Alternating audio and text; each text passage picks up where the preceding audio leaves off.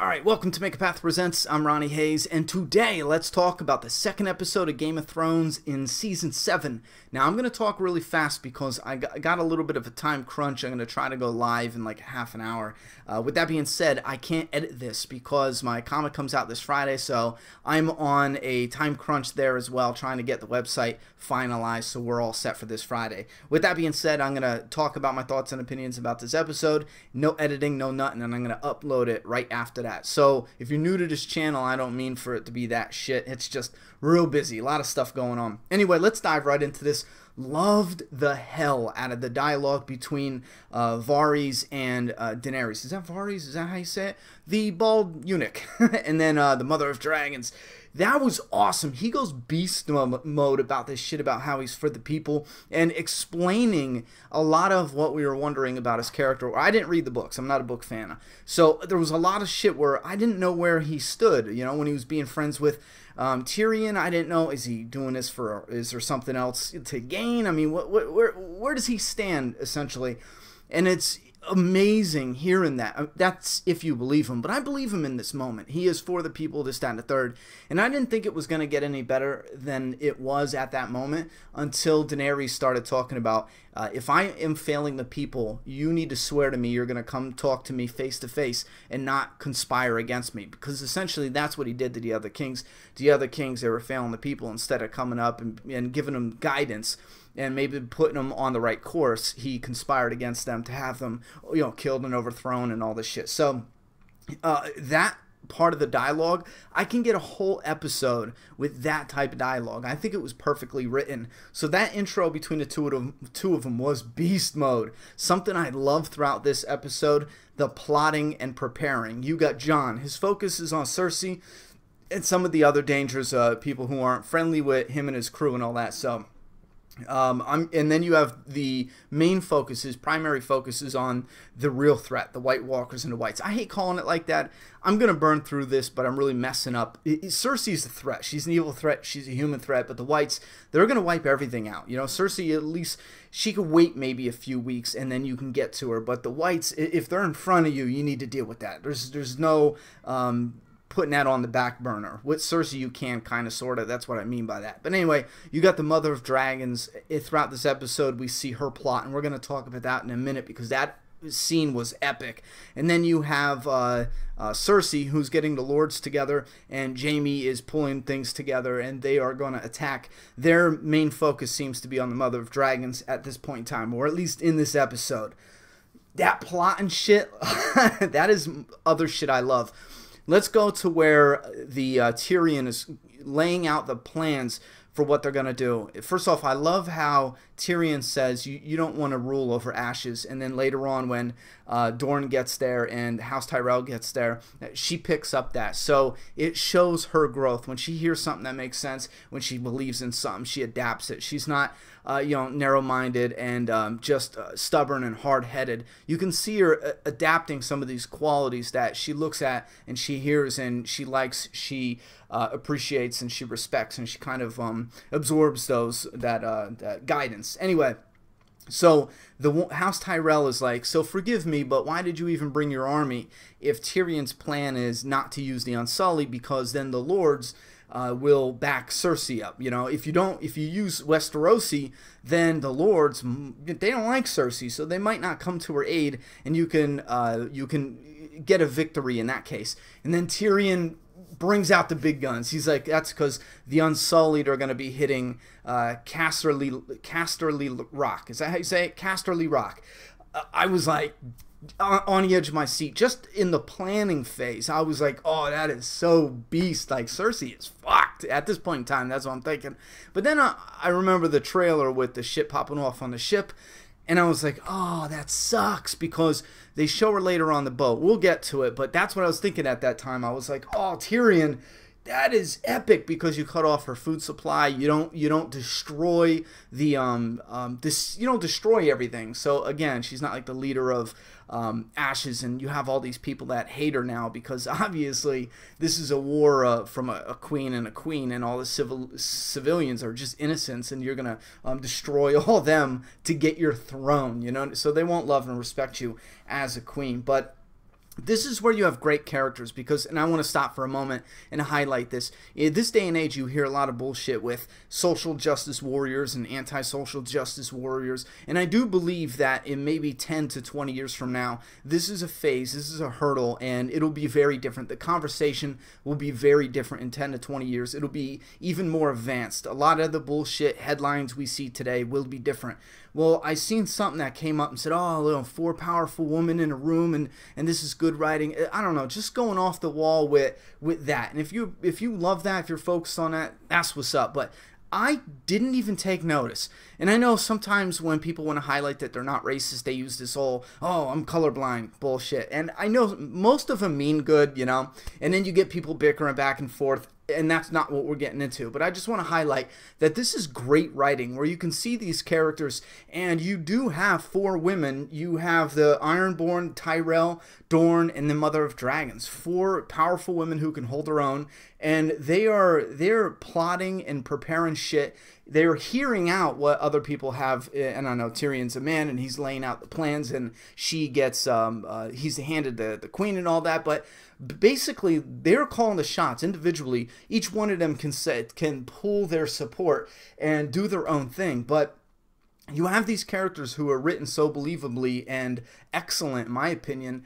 I didn't think about them being women and sitting down and plotting this. And then you have Cersei. She is the female villain. None of this comes to mind. And again, that's why I brought up the whole, people say they colorblind, you know, and I don't want to say it's that, but it's something else. It's characters that are written so good and so believable. You don't focus on, oh, that's, you know, a helpless chick. And sometimes, and this is why sometimes I get frustrated with the arguments, because if a character is not written believable, if, you know, the Mother of Dragons was written in a way where she is not believable to be able to handle that position, a lot of the focus, unfortunately, would be like, oh, well, you feel that only because she's a woman. So it's kind of like, oh, but I just want to highlight this in a simple fact that the writing was so good. There was just no focus whatsoever on the fact that there's women here in positions of power, and it's just excellent writing. Anyway, moving on, because let's move right on to the Grey Worm thing. I just want to highlight this. That was something we could have taken out here. They had this love scene that just went way too long. There was so much interesting stuff going on. I didn't want to sit and watch that. The chick is hot, yeah, but that was a waste of time, in my opinion. One of the only 3 negatives, or I'll give that a half a negative. And then you have Arya. This shit was great. There was a scene where she meets her direwolf and she says, "That's not you." Now, I totally forgot about season 1. I only watched it once to talk about it on this channel. But after it played on my HBO Now, there came up the special features afterwards where they talked about that scene. And they said that meant back in season 1, her dad told Arya, oh, we'll get you dresses, you'll be ladylike, all this type of stuff. And Arya was like, that's not me. You know, she's more of a tomboy. She wants to, you know, run around, play with swords and fight and, you know, be a tomboy. And when they said that and they pulled that scene together where her direwolf was released into the wild, and you know, her direwolf has its pack now, it has its family, that's who it is. And when she said that's not you, you know, that is her direwolf, but that's not, you know, her direwolf's not going to be domesticated now. It has a life. So the same thing that her dad was saying to her is now the same thing where she's telling her direwolf, I'm going home, you can come with me, we can go back home. That's not who her wolf is anymore. It's not domesticated. It can't be domesticated. There was just something about that I thought was awesome seeing it. But I'll keep it moving right on to Mormont. Is that how you say that shit?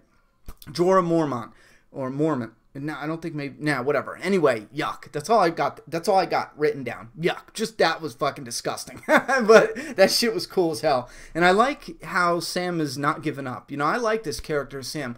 I don't like his girlfriend aspect. I don't know. A lot of that stuff in previous seasons were kind of boring. But I really like Sam's little role in this part of the story. Next up, we got Jon and Littlefinger. I just got to highlight this because I am such a fan of Jon Snow, and I am such a non-fan of Little Prick. I don't like him. Cersei making her plans to hit the dragons. See, this is epic now because, and I just want to highlight this to talk about the battle at the end of the episode, where the only 2 negatives come into play on this episode. You got Cersei. They highlight how she has that a dragon slayer fucking crossbow thing that is all crazy and insane. You know, they're showing this, so it's going to play a part later on. So we do know that when the Mother of Dragons comes, it's not going to be an instant victory. But then something happens later that is crushing, because the Euron Greyjoy, is that his name, Euron? He attacks. Let's just skip to that. I'm going to talk a little bit more about it, but let's skip right to the effects or the consequences of what happens.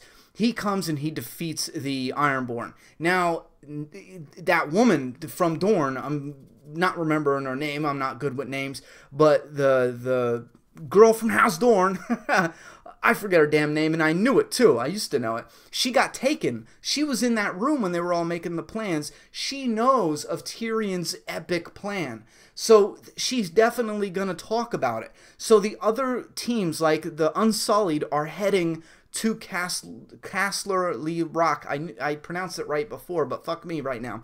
So the Unsullied are heading over there to that Lannister base, and chances are that's going to end out bad. We have this scene hyping up, you know, the Grey Worm sleeping with Melis. Yeah, I fucked her name up too. But you got this shit that's just going to end bad now. You know, it felt like the Mother Dragons and her crew had shit on point in this episode, but by the end of the episode, all because of Euron Greyjoy, all because of that one thing, attacking them and destroying their boats, and then taking Theon's sister and shit, taking the girl from Dorne. Like, they were in that room, they heard the plan, so they are fucked right now. They need to go with a different plan. They can't continue. Whatever else they had in motion, like they sent away the Unsullied, I believe.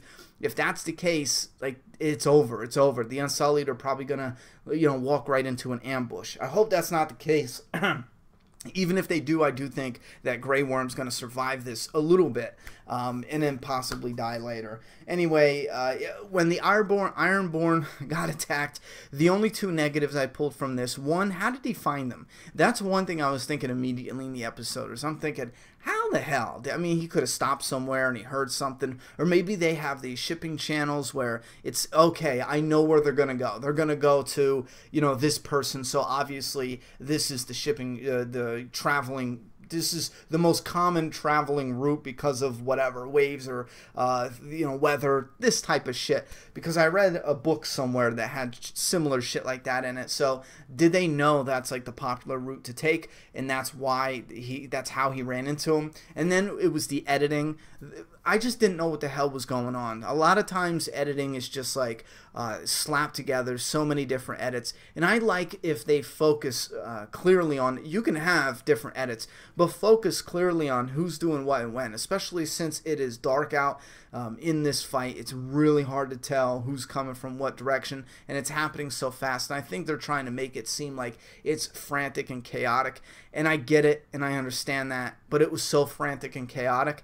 I was waiting till after the action was happening to try to get glimpses of who was dying here and there and how did they die, and it felt like a complete clusterfuck, I'll be honest with you. And I think that was one of my only other negatives. How did they find him? Ripping me out of the story, and the clusterfuck of the editing. And I think, what, Black Sails, Ironborn attacked Euron. Oh, the PTSD with Reek. Reek came back. He was looking around and seeing everyone, Theon looking around and checking out everyone being tortured, and Euron, I'm pronouncing someone's name wrong here, he's all laughing and he loves it, you know, he's just soaking it all up. And Reek came back out again, and it was like the PTSD moment, and he just ran like a little bitch. I was thinking, though, they were all gonna die anyway, you know, what is he gonna do? So maybe if he jumps off the boat, I thought that's what he was gonna do, and come back with an army and save his sister, you know, kind of redeem himself, because anything else would have been suicide, I think, right?